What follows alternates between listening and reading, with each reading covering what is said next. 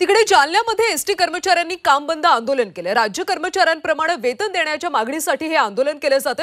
यावेळी आंदोलनात जिल्ह्यातल्या 1000 एसटी कर्मचाऱ्यांनी सहभाग घेतला। मागण्या पूर्ण होत नाही तोपर्यंत आंदोलन सुरूच ठेवण्याचा इशारा कर्मचाऱ्यांनी दिला।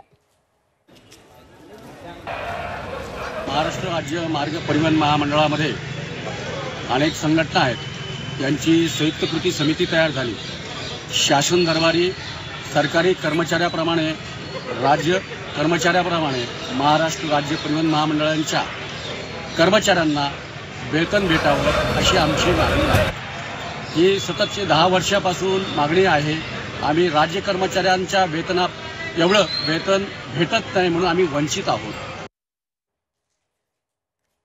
जालन्यामध्ये सुद्धा एसटी कर्मचाऱ्यांनी आंदोलन केलेले आहे। जोपर्यंत मागण्या मान्य होत नाही तोपर्यंत आंदोलन सुरूच ठेवणार असा निर्धार त्यांनी केला।